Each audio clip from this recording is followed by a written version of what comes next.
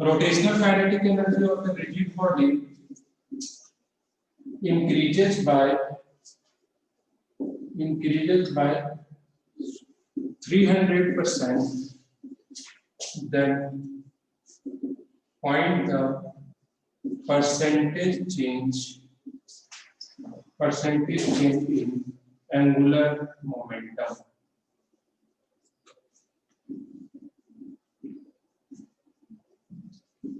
Find the percentage change in angular momentum.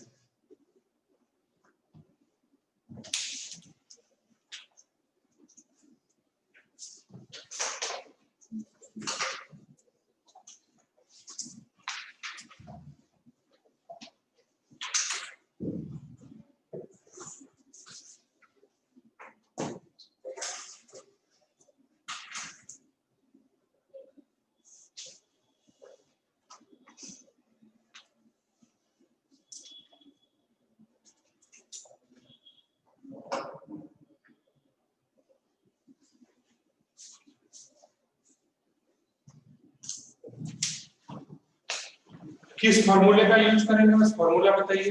J is equal to 2 K upon 1. J is equal to 2K upon अच्छा ये कौन सा formula है? Sir, इससे हम K is equal to 1 I and minus 1 and even for I and thing हम total angular momentum को J L also पहले जो कुछ 2K तो नहीं हो रहा है। हाँ सही है। हाँ ओके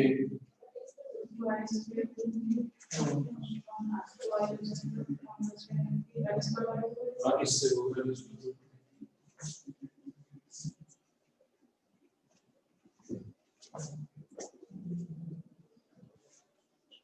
सही है।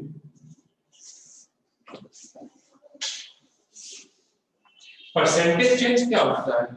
Change upon initial into 100। जो परसेंटेज आप लोग 7th क्लास में 5th क्लास में पढ़े होंगे।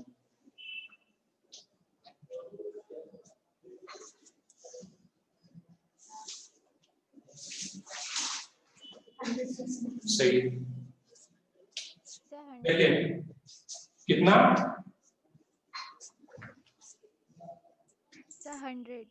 100 सही है। देखिए क्या सबसे पहले जब ये हमें बोला गया है,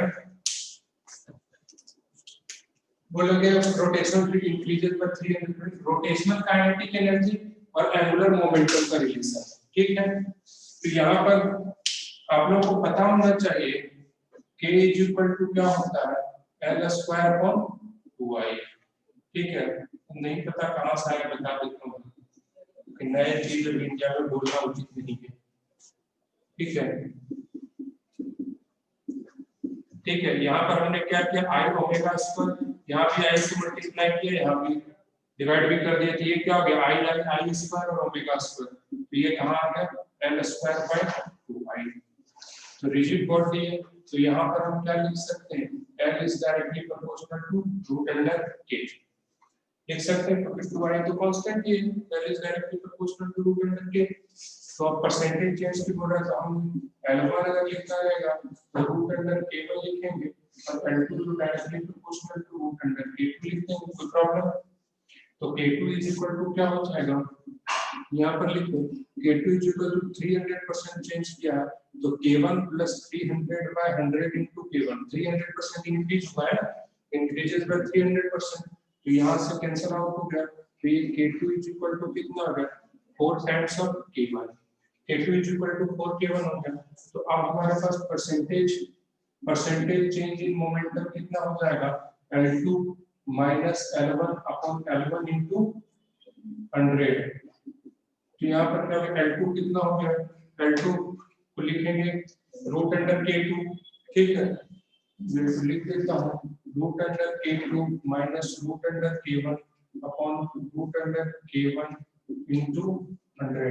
तो रूट अंडर K2 क्या हो गया रूट अंडर 4K1, तो यहाँ पर क्या लिखेंगे root under 4K1 minus root under K1 upon root under K1 into 100। तो क्या हो गया देखो वहां क्या हो जाएगा, रूट अंडर 4 है तो 2 रूट अंडर k1, तो root under k1 minus root under k1 क्या हो जाएगा, root under k1 into 100 cancel out हो गया, तो कितना आ गया, 100%। इतना टाइम लगता नहीं हो, तो हमें पूरा प्रोसेस में डिटेल से बताना था, इसलिए आपको इतना टाइम लगा। चलिए फटाफट नोट डाउन कीजिए। सर रिलेशन तो इससे किससे, मतलब जो जिससे जिस के बीच में रिलेशन आप सबको पूछा जा रहा है उसी के बीच में बनाइएगा। उसके बीच में पी स्क्वायर बाय 2 तो यहाँ पर p equal to 2m होता है। हाँ p is equal to under root 2m के, उसी तरह l is equal to under root 2i की। सर लेकिन ऐसा sir k equal to under root 2i में तो स्क्वायर करके और under 2i में करके तो ओमेगा तो आपके पास कहाँ दिया, फिर आप इसको सर उसे कांस्टेंट मान लेते हैं। हाँ भाई जब काइनेटिक एनर्जी बढ़ रहा है, एक बात बताओ, जब काइनेटिक एनर्जी बढ़ेगा, चलो तुम मान लो कि तुम दौड़ रहे हो, ठीक है, और तुम्हारी काइनेटिक एनर्जी बढ़ानी है, तो हमें क्या बढ़ानी पड़ेगी, तुम्हारी वेलोसिटी बढ़ानी, तो उसी तरह यहाँ पे ओमेगा बढ़ानी, कैसे मान लेंगे किसी को पूछो, हमने क्वेश्चन ऐसे वैसे नहीं मान लेना कभी भी, मानने के पहले बहुत कुछ देखना कि मानने लायक सही है या नहीं है, नहीं तो बहुत गड़बड़ होगा। हमने एक क्वेश्चन ऐसे करा प्रीवियस ईयर का, तो हो गया था, सोचिए तो वो गलती से कभी कभार बिना सोचे समझे मान लेते हैं और वो सही निकल जाते, जरूरी नहीं है सब कुछ सही। ठीक हो गया, इसलिए सर याद आ रहा, चलो कोई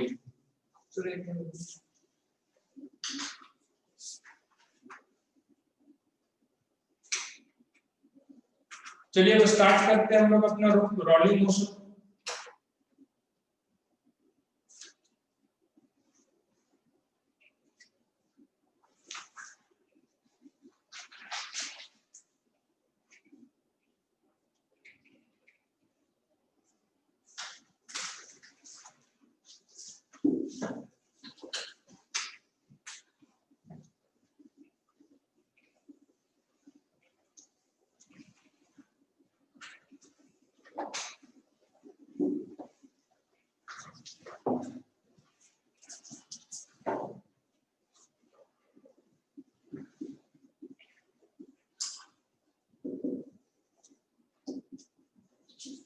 रोलिंग मोशन,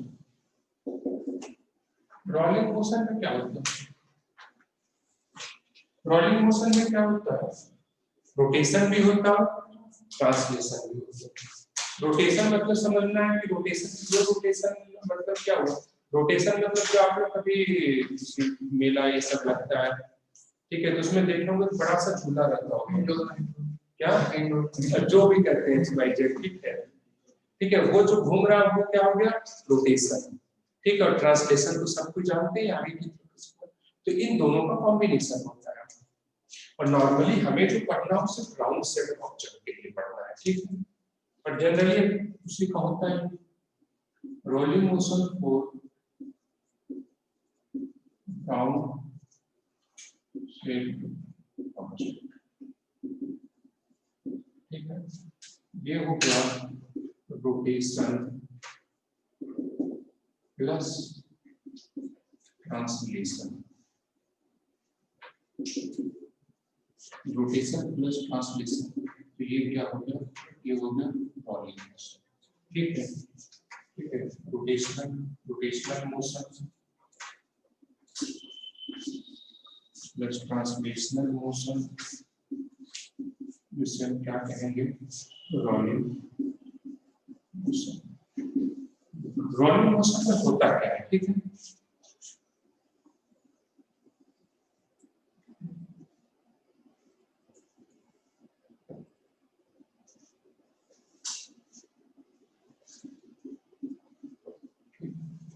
रोलिंग मोशन में क्या है, एक तो बॉडी रोल कर रही है, घूम भी रही है अपने, ठीक है, और दूसरी क्या है, ये आगे की तरफ भी बढ़ रही है, ठीक, एक तो बॉडी घूम भी रही है और दूसरी क्या है, आगे की तरफ भी बढ़ रही है, ठीक है, ये हो गया रोलिंग मोशन। तो अब हम इन दोनों को अलग अलग करके देखते हैं कि क्या होता है, इतना नोट कीजिए, यहीं पर दोनों को अलग अलग करेंगे, जगह चाहिए उसके लिए।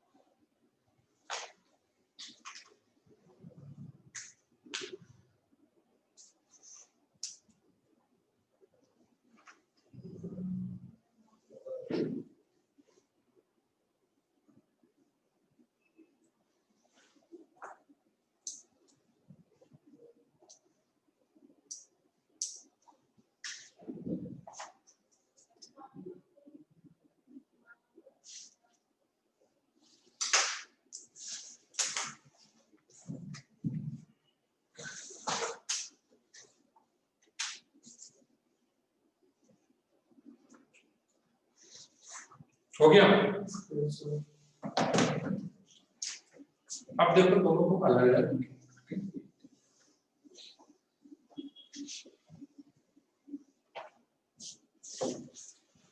ये कॉम्बिनेशन किसका है? Translational motion.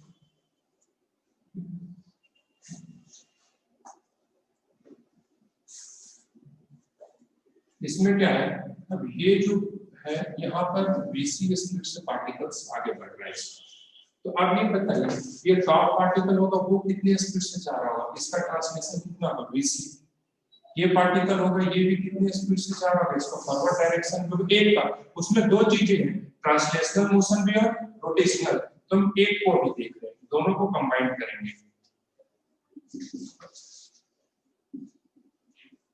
ट्रांसलेशनल मोशन, ये भी क्या है इधर VC, ये भी पार्टिकल कितना होगा VC, ये भी पार्टिकल क्या होगा VC, ये भी पार्टिकल किससे जाएगा VC स्पीड से जाएगा, सारे पार्टिकल VC स्पीड से जा रहे हैं। ट्रांसलेशन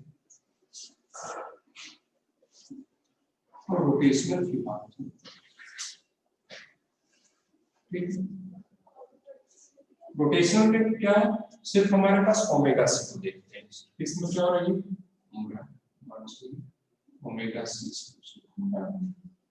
इसके अबाउट घूम रहा है, सेंटर के अबाउट, सेंटर के अबाउट घूम रहा है,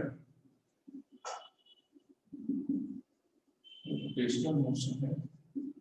तो इस पॉइंट पर इसकी जो वेलोसिटी होगी, इस पार्टिकल की वेलोसिटी किस डायरेक्शन में जाने की टेंडेंसी होगी,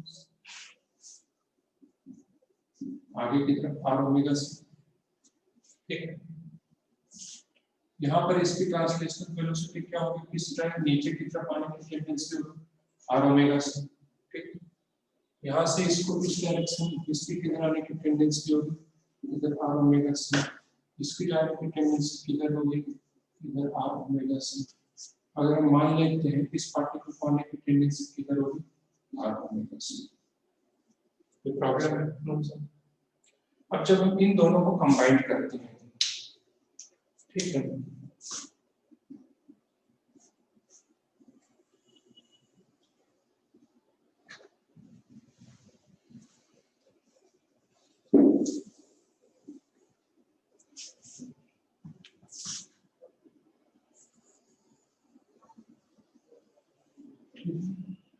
ये क्या होगा रोटेशन, दोनों को कंबाइन करेंगे तो क्या होगा रोलिंग मोशन, रोलिंग मोशन,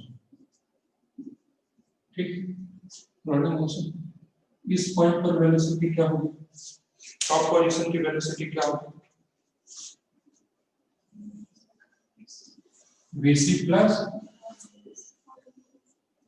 अभी कोई ये नहीं बोल दीजिएगा तो VC equal to R omega C, इसका कोई कंडीशन अभी नहीं आया, अब बस नॉर्मल कंडीशन में आपको एक्सप्लेन कर रहे हैं। अब ये देखो टॉप पोजीशन ट्रांसलेशन की वजह से VC स्पीड से आगे जाना चाह रही है और ये क्या है आर ओमेगा सी स्पीड से आगे जाना चाह रही है, तो टॉप पोजीशन कितनी स्पीड से आगे की तरफ जाएगी VC प्लस आर ओमेगा सी।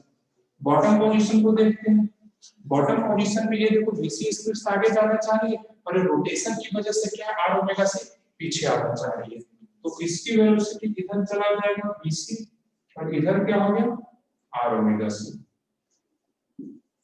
तो इसकी नेट वेलोसिटी जो रहेगी वो क्या हो जाएगी VC minus R omega C. भाई अगर दोनों इक्वल है तो जीरो हो जाएगा, जो ज्यादा रहेगा उस हिसाब से चीज हो। अगर हम इस पॉइंट की वेलोसिटी देखें तो इस डायरेक्शन नीचे की तरफ क्या आना चाह रहा है आर ओमेगा सी, और इधर से इस डायरेक्शन में क्या आना चाह रहा है VC, ठीक है, ठीक है। यहाँ का तो नेट वेलोसिटी तो आसानी से निकल जाएगा, ठीक है। अगर हम यहाँ पर आ जाए इस पॉइंट को देखें तो velocity at any point P, इसको पॉइंट P नाम दे देते हैं, तो इस डायरेक्शन में क्या है आर ओमेगा सी,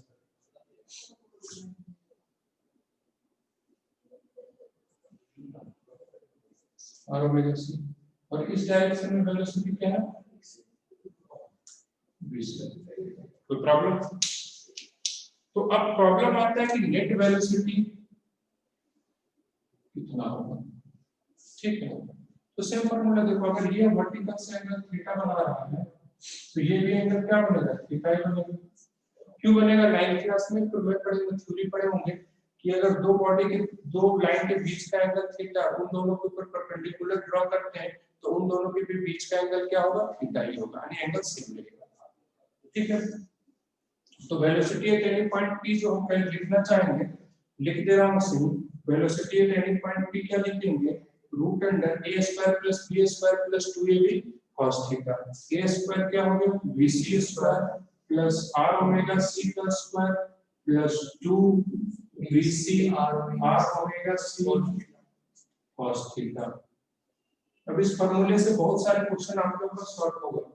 ये तो हमने जनरल केस में बता दिया, अगर यही चीज प्योर रोलिंग दिया हुआ रहता तो r ओमेगा c को भी आप लोग bc मान लेते। अगर प्योर रोलिंग कह दिया है क्वेश्चन में, जनरली क्वेश्चन प्योर रोलिंग का ही आता है, ये कभी यहाँ का वेलोसिटी पूछता है, कभी यहाँ का वेलोसिटी पूछता है, कभी किधर का वेलोसिटी पूछ रहा होता है, ठीक है। तो इस तरीके से इस फार्मूले पर रख करके आप लोग क्या कर सकते हैं, सॉल्व कर सकते हैं, ठीक है। यहाँ तक समझ में आ रहा है कि किस तरीके से आगे बढ़ना है। अगर रोलिंग मोशन में सबसे ज्यादा जो स्पीड रहता है वो किस पॉइंट का रहता है, तो टॉप पॉइंट का स्पीड रहता है, ठीक है।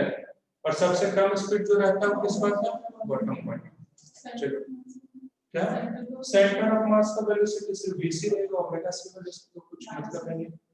सर पॉइंट अगर अंदर उधर तो फिर भी तो निकाल ये इस पॉइंट यहाँ पर हाँ निकाल लेंगे ना, जैसे इस पॉइंट का हमें फाइंड करना है, तो इस पॉइंट का देखो, इस पॉइंट में सोचो जिस तरीके से हमने इसका निकाला, इसका उसी तरह से निकालेंगे। तो इस पॉइंट पर देखो, इस पॉइंट पर इसकी तो vc तो फिक्स है, लेकिन ये जो हो जाएगी यहाँ पर, यहाँ से यहाँ तक की डिस्टेंस अगर स्मॉल r है तो small r into omega c है। उसी तरीके से आप जहां का निकालना उसी सब डिस्टेंस से निकालना। और इस पॉइंट का r क्या है, 0, तो इसके पास सिर्फ bc बचेगा। इसमें से ये वेलोसिटी जो है यहाँ से यहाँ तक आते आते वो डिक्रीज करती है, यहाँ तक कि सबसे कम टॉप सबसे ज्यादा रहती है, फिर कम होते होते फाइनली यहाँ पर हो जाती है 0। वो रोलिंग का है, रोलिंग के केस में सॉरी प्योर रोलिंग में बताऊं। यहाँ तक दिमाग में चीजें बैठ रही है या नहीं बैठ रही है? Yes sir. चलिए वेरी गुड।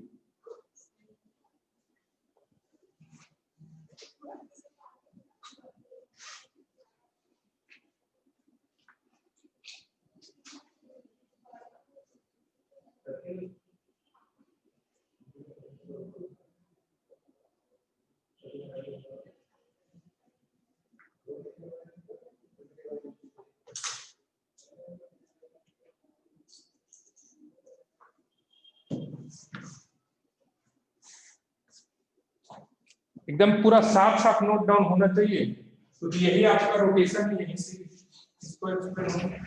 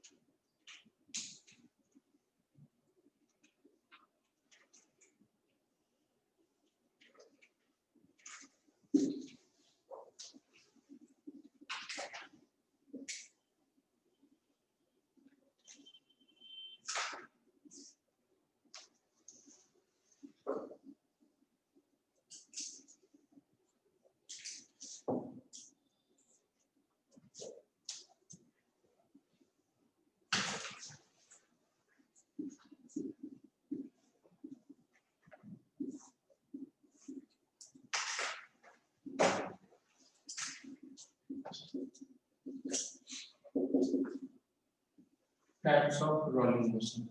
ये रोलिंग मोशन को हम दो वे में डिफाइन करते हैं, टू टाइप्स को टू वेज से डिफाइन करते हैं। पहला होता है, फर्स्ट कलर है pure rolling,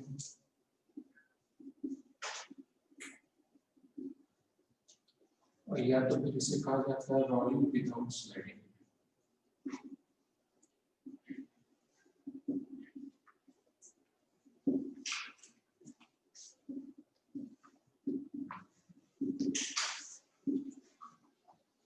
rolling without sliding, और दूसरा होता है रोलिंग विद स्लाइडिंग।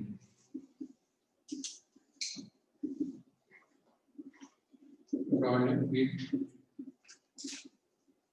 स्लाइडिंग। तो सबसे पहले फर्स्ट डिफाइन करते हैं प्योर रोलिंग।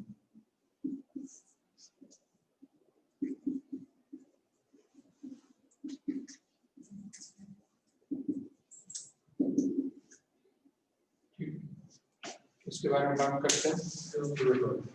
इधर हो गया है।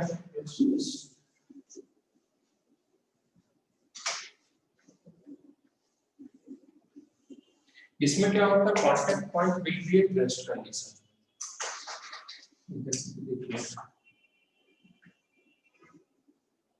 ठीक है,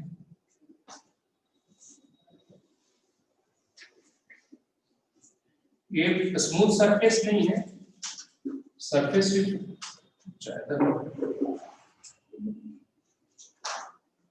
सर थोड़ा उठा वही नहीं उठा हुआ नहीं बनाना, ये तो प्लेन जा रहा है, ये प्लेन सरफेस है। ठीक है, वो उठा हुआ है, ये कर्व सरफेस। आप सही है? यस, ठीक है। ये नॉर्मल ग्राउंड है, ये रफ है, सफिशिएंट रफनेस है इसके अंदर में, जो कि ऐसा नहीं कि स्मूथ सरफेस है, कोई केस नहीं है ऐसा कि स्मूथ सरफेस की बात। तो अब क्या है, प्योर रोलिंग की बात करें तो रोलिंग में भी इतना तो पता है, एक तो वीसी वेलोसिटी से आगे जा रही है, और दूसरा क्या है, ओमेगा सी से। ठीक है, तो प्योर रोलिंग के केस में क्या होगा, इस पॉइंट के ऊपर अगर समझना चाहिए, जो पॉइंट कांटेक्ट पॉइंट है। ठीक है, कांटेक्ट पॉइंट क्या कहेगा कि हम जो है ट्रांसलेशन की वजह से वीसी स्पीड से आगे जाएंगे, और ये रोटेशन क्या कहेगा, नहीं हम तुम्हें पीछे ही लेकर के चलेंगे। ठीक है, ओमेगा से। तो फ्रिक्शन क्या होता है, रिलेटिव अपोजिशन, रिलेटिव मोशन को अपोज करता है, लेकिन यहाँ पर क्या हो जाएगा, रिलेटिव मोशन हो जाएगा 0। ठीक है, क्योंकि vc is equal to r omega c, जब नेट वेलोसिटी यहाँ तक क्या होगा, 0।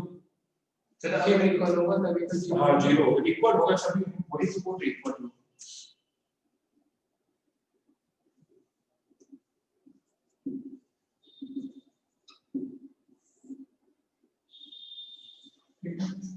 तो यहाँ पर हम लिख सकते हैं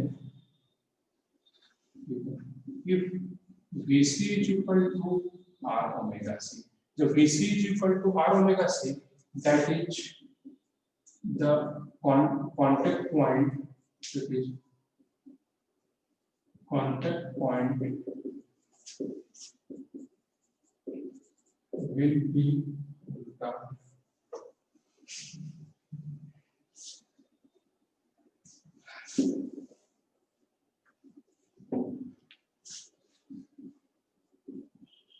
कॉन्टेक्ट, मुझे लगा वहां देख करके लिखना पड़ेगा, contact point will be at the rest condition. यानी जब जहां कहीं भी दे दिया जाए तो vc is equal to r omega c। ठीक, और हम इसे डिफरेंशिएट करेंगे तो acceleration is equal to r alpha. समझ में आ रहा है कि वहां पर acceleration is equal to r। ठीक है, अब देखो जो कांटेक्ट पॉइंट है वो क्या है, रेस्ट कंडीशन में है, रेस्ट कंडीशन में। तो एक बात बताइए, आप लोग फ्रिक्शन में पढ़ रहे हो, जब भी बॉडी रेस्ट कंडीशन में रहती है तो क्या उसके ऊपर काइनेटिक फ्रिक्शन लगता है? काइनेटिक फ्रिक्शन लगता है? नहीं लगता है, बस तुम वहीं पर रुक जाओ। ठीक है, तो यहाँ पर हम लिखेंगे no dynamic friction, that is dynamic, that is kinetic friction. ठीक है, no and friction will act on, ठीक है, लेकिन क्या स्टैटिक फ्रिक्शन लगेगा, स्टैटिक फ्रिक्शन लग सकता है या नहीं लग सकता, लग सकता है, लेकिन स्टैटिक फ्रिक्शन कब लगता है, जब उसके ऊपर कोई एक्सटर्नल फोर्स अप्लाई होता है, तो friction only static friction exists, only static friction exists, क्या सिर्फ एक स्टैटिक फ्रिक्शन लगेगा कब, when external forces apply on body, and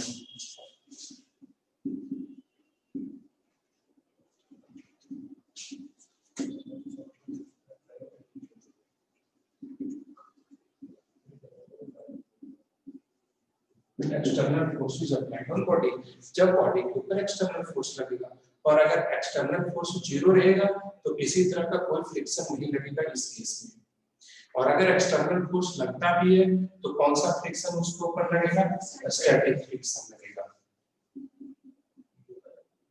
if F external is equal to 0, no friction, कोई फ्रिक्शन नहीं लगेगा, और if F external is not equal to 0, then क्या हो जाएगा, only static friction।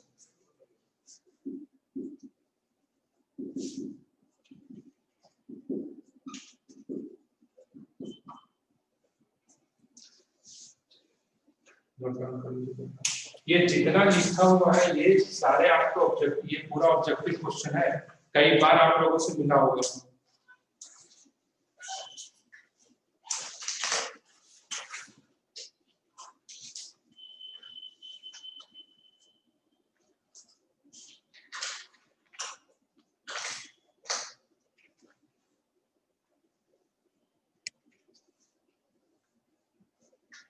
एक एक लाइन समझते जाना है, ठीक है, पूरा एक स्लाइड, पूरा एक बोर्ड को समझने का कोशिश नहीं करना है, एक एक लाइन को समझते हुए चलना है, अगर एक एक लाइन समझते जाइएगा तो पूरा बोर्ड समझ जाइएगा, पूरा क्लास पूरा चैप्टर।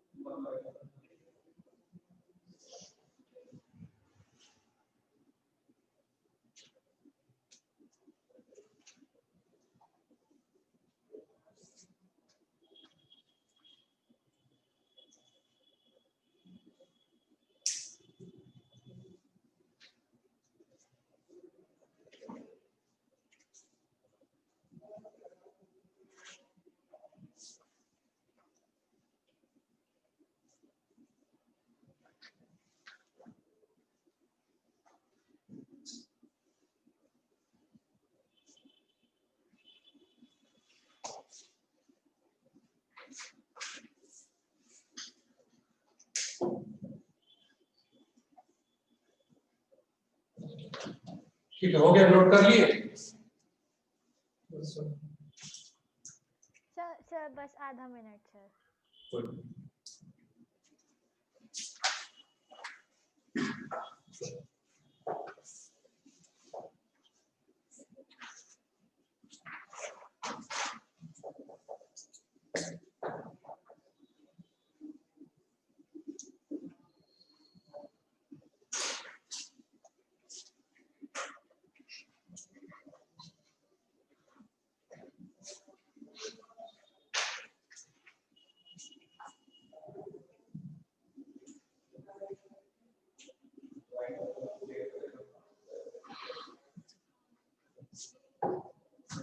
अब रोलिंग विद स्लाइडिंग देखते हैं, ठीक है।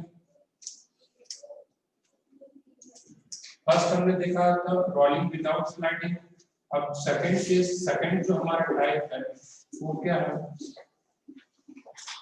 Rolling with sliding.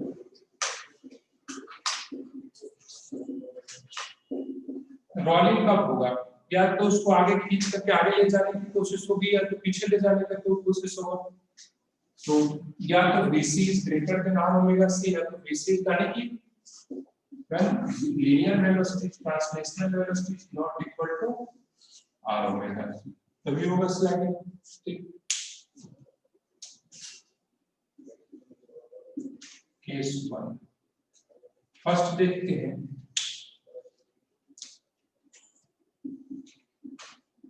VC greater than R omega C। दोनों की यही केस तो हमें डिस्कस करना है, एक तो VC is greater than, एक VC is less than, ठीक है। तो यहाँ पर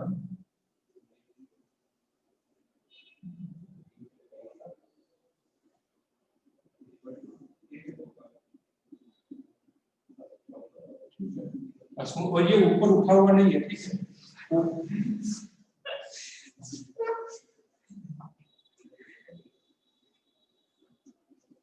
बायोलॉजी नहीं लेने के बहुत सारे रीजंस हैं।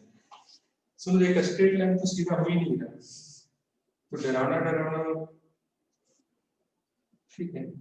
देखो अब देखो इसमें क्या है, VC is greater than, ये ओमेगा से घूम रहा है इसमें और ये VC से जाने की कोशिश कर रहा है, ठीक है। आते हैं कांटेक्ट पॉइंट पर, क्योंकि हमारा पूरा स्टडी इसी पॉइंट के लिए। अब ये क्या कहेगा कि VC से ये पार्टिकल जो कांटेक्ट है वो आगे जाने की कोशिश करेगा VC वेलोसिटी से, और ओमेगा C वाला इसी पार्टिकल को क्या करेगा, पीछे खींचने की कोशिश करेगा, ठीक है। तो होगा क्या, बड़ा कौन है, VC। तो VC जब बड़ा है तो उस कंडीशन में क्या होगा, ये स्लाइड करके आगे जाना चाहेगा। तो अब ये क्या करेगा, हमारा जो फ्रिक्शन एक्ट होगा इस बॉडी के ऊपर, इसके ऊपर फ्रिक्शन किधर लगेगा, पीछे। जब ये आगे जाना चाह रहा है तो यहाँ पर जो फ्रिक्शन है बस यही तो है, ये फ्रिक्शन इधर लग गया, ठीक है। अब ध्यान दो, जब ये फ्रिक्शन इधर लगा तो क्या कर रहा है ये फ्रिक्शन, किसको अपोज कर रहा है भाई, अपोज कैसे, सपोर्ट भी कर रहा है, VC को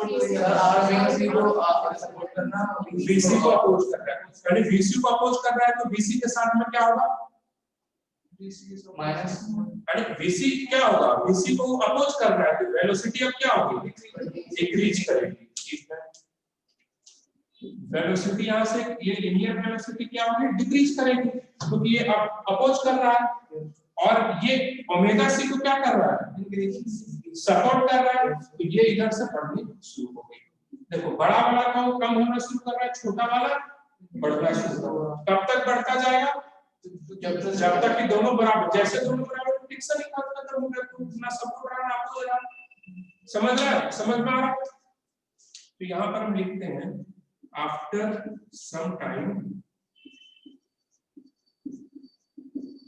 after some time VF is equal to क्या हो जाएगा, R ओमेगा F।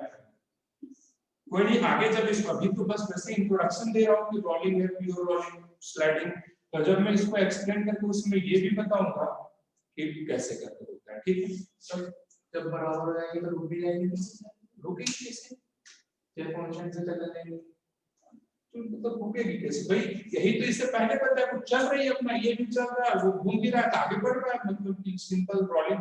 तो अब ये प्योर रोलिंग आ जाएगा ना, प्योर रोलिंग में VF is equal to R omega F, यानी कि प्योर रोलिंग के केस में आ गया अभी, ठीक है।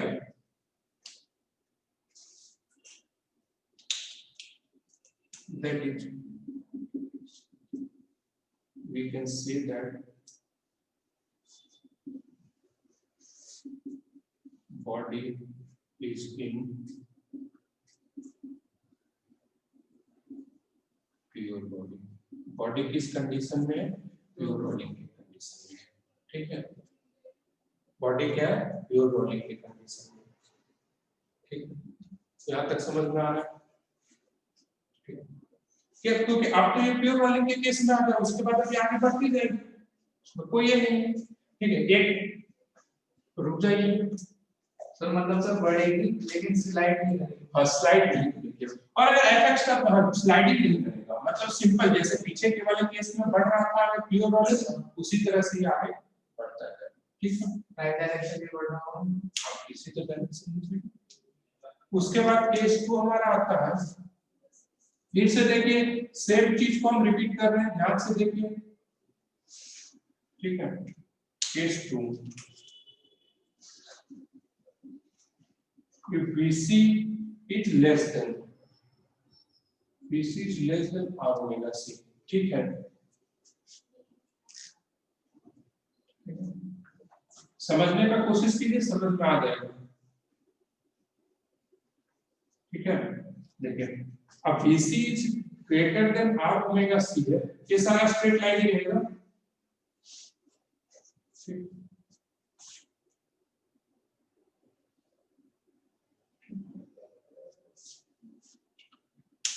तो अब देखिए क्या होगा, VC सीधा गया, कोई प्रॉब्लम, ये क्या है ओमेगा सी तरह, कोई प्रॉब्लम, ठीक है। तो अब क्या होगा यहाँ पर देखिए, ये यहाँ जो कांटेक्ट है उसमें इसको क्या कहेगा, ये VC आगे खींचने की कोशिश करेगा, और R ओमेगा सी क्या करेगा, पीछे लाने की कोशिश करेगा। लेकिन प्रॉब्लम क्या है, हमारे पास R ओमेगा सी बड़ा है, R ओमेगा सी बड़ा है तो VC तो R ओमेगा से ज्यादा खींचने की कोशिश करेगा, तो उस कंडीशन में फ्रिक्शन लगेगा, और फ्रिक्शन अपोज करेगा, फ्रिक्शन किस डायरेक्शन में लगेगा, इस डायरेक्शन। अब बताइए फ्रिक्शन किसको सपोर्ट कर रहा है, VC को, अपोज किसको कर रहा है, तो क्या हो जाएगा, VC क्या होगी, यहाँ से इंक्रीज करेगी, और ओमेगा से क्या होगी, डिक्रीज करेगी, ये ऊपर बढ़ रहा है, ये कम हो रहा है, फाइनली क्या हो जाएगा, दोनों इक्वल हो जाएगा। तो यहाँ पर लिख देते हैं, after some time Vf is equal to R omega F, और वही क्या होगा, प्योर रोलिंग, और अगर F एक्सटर्नल लग रहा होगा तो फ्रिक्शन लगेगा, स्टैटिक फ्रिक्शन, अगर F एक्सटर्नल 0 रहेगा तो स्टैटिक फ्रिक्शन 0 रहेगा, डायनामिक लगने की तो कोई बात ही नहीं है। लेकिन अभी देखो, अभी डायनामिक लग रहा है, ये तो चलते हुए फ्रिक्शन लग रहा है, ये क्या है, डायनामिक फ्रिक्शन।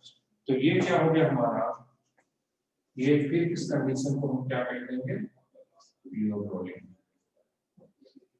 चलिए अब जब इसको डिटेल में पढ़ाऊंगा तो पढ़ाऊंगा कि कितने समय के बाद या कितने डिस्टेंस कवर करने के बाद जो है प्योर रोलिंग स्टार्ट होती है, ठीक है। चलो नो प्रॉब्लम।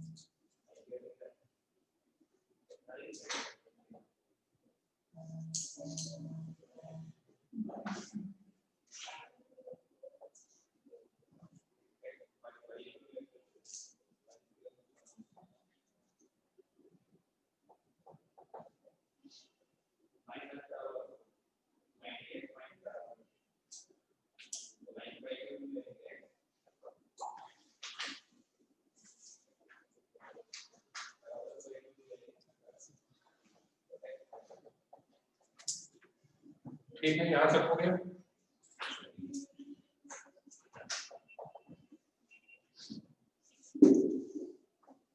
यहाँ तक समझ में आ रहा है जी ये चीजें? बस तो फिर खत्म हो गया।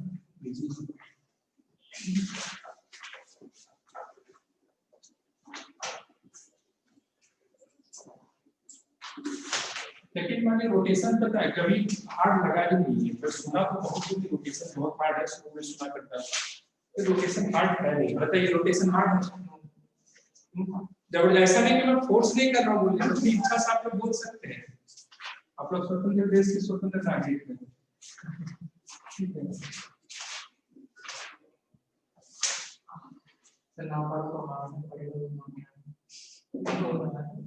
ये प्योर डायलेक्ट्रिक है।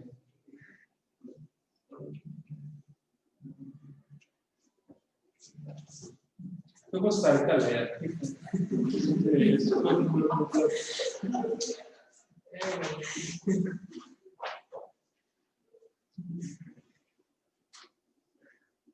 देखो आप उधर से दिखाती है इधर, फिर भी ये सही है, पहले के कंपैरिजन में बेटर है, इंप्रूवमेंट हुआ है।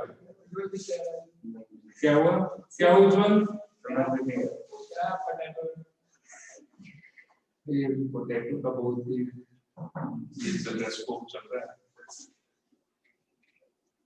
चलिए देखो अब प्योर रोलिंग की बात करते हैं, ठीक है।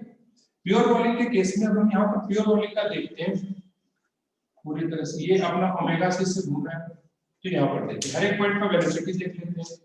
इस पॉइंट पर क्या है, यहाँ पर प्योर रोलिंग के केस में ये VC स्पीड से आगे की तरफ जा रहा है, तो प्योर रोलिंग है तो VC इज इक्वल टू क्या हो गया, R ओमेगा C, ठीक है। वही हो जाएगा ये A is equal to alpha R। अभी क्वेश्चन में वो सारी चीजें आ जाएंगी, तो इस पॉइंट पर क्या हो जाएगा, VC plus omega omega C R था, तो ये क्या हो जाएगा 2 टाइम्स ऑफ VC, ठीक है। ये कितना हो जाएगा 2 टाइम्स ऑफ VC, ठीक है। इस पॉइंट पर क्या था, इस पॉइंट पर था यहाँ पर 0 हो जाएगा, इस पॉइंट की वेलोसिटी तो 0 हो जाएगी, क्यों, क्योंकि यहाँ VC minus R omega C था, ये क्या हो 0। इस पॉइंट पर क्या था, सिर्फ इस पॉइंट पर सिर्फ क्या रहेगा, VC रहेगा, ठीक है। उसी तरह इस पॉइंट पर उससे थोड़ा क्या रहेगा, उससे थोड़ा कम रहेगा, इस पॉइंट पर उससे भी थोड़ा कम रहेगा, और फाइनली क्या हो जाएगा 0। अगर आपसे जनरल क्वेश्चन ये पूछता है कि किसी इस पॉइंट की वेलोसिटी बताओ, जो वहां का था मैं ये 2 पॉइंट बता दूं, तो इस पॉइंट की वेलोसिटी क्या हो जाएगी, इस डायरेक्शन में देखो R ओमेगा C हमारा था, जो कि क्या हो गया VC, और इस डायरेक्शन में VC तो पहले से ही पता है, VC हमें पहले से ही पता है, तो यहाँ से हमारे पास क्या पता चल गया, इस डायरेक्शन में ये जो है इस 3 पॉइंट की नेट वेलोसिटी ये होगी, और VP इक्वल टू क्या हो जाएगा √2 टाइम्स ऑफ VC। आपसे ये क्वेश्चन पूछ दिया कितना एंगल बनाया, तो ये एंगल कितना बनाया, डॉक्टर वाले के साथ में 45 डिग्री बनाएगा। वही आपको भी एक दिन बताया था VXI के प्लस VYJ का, वही tan थीटा वाला निकाल के रख दीजिए। तो वही चीज यहाँ पर इस पॉइंट के ऊपर अगर हम जाएंगे, अगर सपोज दैट वही सेम चीज हम यहाँ पर देखते हैं, इस पॉइंट के ऊपर क्या है VC इधर रहेगा ही रहेगा, और यहाँ से क्या रहेगा R ओमेगा C इधर रहेगा,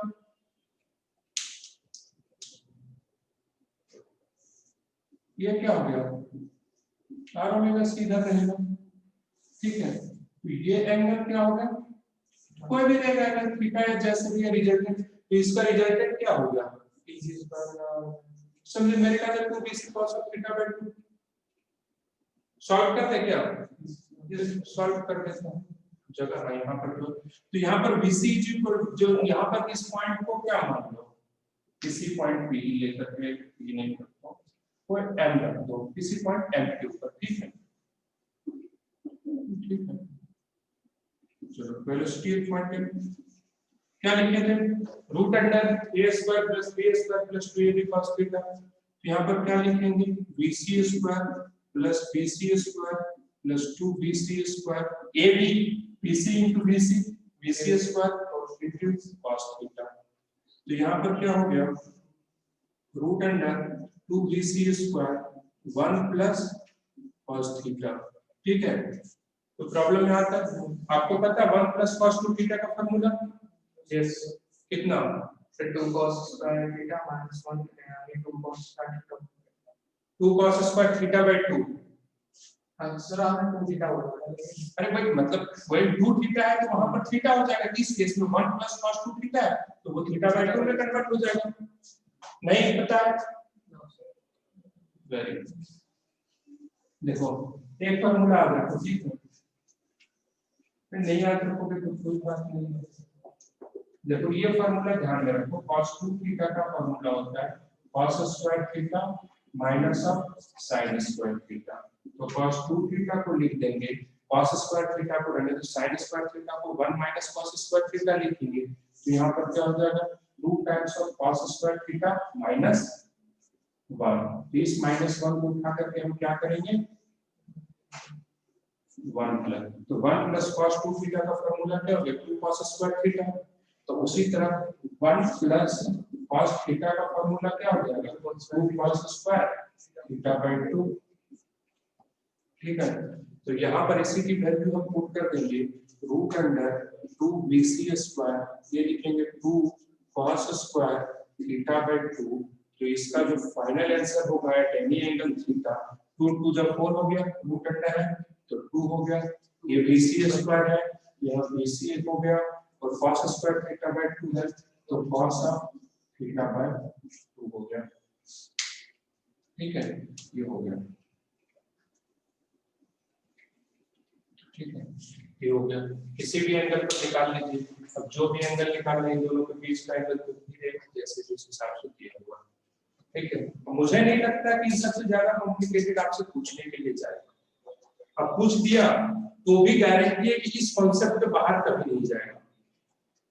ठीक है, नीट में तो 1% चांस छोड़ देते हैं, 100% सर डायमेट्रिक की जो लाइन है इसमें आप कैलकुलेट देखेंगे जो है इसकी सेंस की वेलोसिटी कैसे नेट वेलोसिटी कैसे इसकी बता किसकी, इसकी, हां बीच वाली की लाइन तो सीधे रहेगी, बीसी पे करेंगे आर ओमेगा सी का आर ओमेगा वाला बीच को सपोर्ट करें, BC plus R omega C है तो दोनों मिलेगा तो सीधा ही रहेगा। सर बीच वाली लाइन में भी ये बीच में जो डायमेट्रिक ये आपने छोटी छोटी ये लाइन कहती ये तो हाँ भाई देखो इधर इस पॉइंट के ऊपर क्या रहेगी, इसकी वजह से बीसी इधर जा रहा होगा और ये घूम करके नीचे आ रहा है, इसकी वजह से ये पार्टिकल आर ओमेगा से इधर जा रहा होगा, तो नेट होगा कुछ माइनस करके कुछ आएगा। मतलब नहीं ऐसे रहेगी सर, जो नीचे वाले की रहेगी तो जीरो तो होगी सर, और नीचे वाले की जीरो हो जाएगी सर इनकी तो जीरो होगी। और एक बार पी पॉइंट वाली दोबारा बता दीजिए। सर इनकी जो यहाँ पर देखेंगे यहाँ पर जीरो क्यों होगी भाई, भाई तो आपको क्या बोलना है, BC equal to R omega C। ठीक है, यहाँ भी आप ओमेगा C टू C, लेकिन क्या है, R है डिस्टेंस।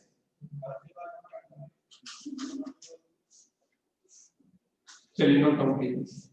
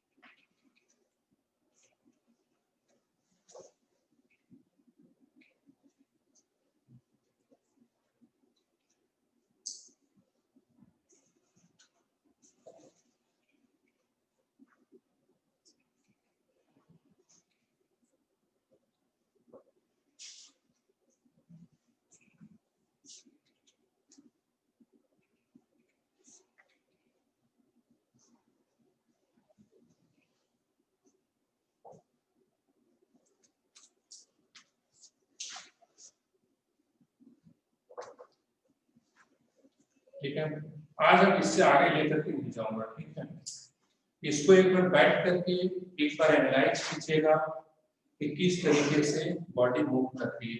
क्योंकि जितना मैं इसका जितना ऑपरेशन किया जा सकता था, जितना दूर तक बताया जा सकता था, उतना मैंने मैक्सिमम बताया। अब इससे कितना ज्यादा कैसे तोड़ करके बताया, ये मेरे बस में नहीं है। ठीक है, मैक्सिमम इससे और क्या, मैं तो सारी चीजों को अलग अलग करके बता दिया कि कैसे क्या हुआ, तो इसको एक बार जाकर के देखिएगा आप। ठीक है, और ये मैक्सिमम है, इससे बाहर की चीजें आपको टच करने नहीं जा रही किसी भी परिस्थिति में नहीं। और ये सब मैं बोल रहा हूँ इसलिए नहीं, ऐसा आप लोगों को खुद भी पता है। ठीक है, अब नेक्स्ट क्लास कल होता है, जब कल होता है तो इसके आगे बताऊंगा रोलिंग का इम्प्लांट सरफेस के ऊपर कुछ चीजें बताऊंगा और फिर आगे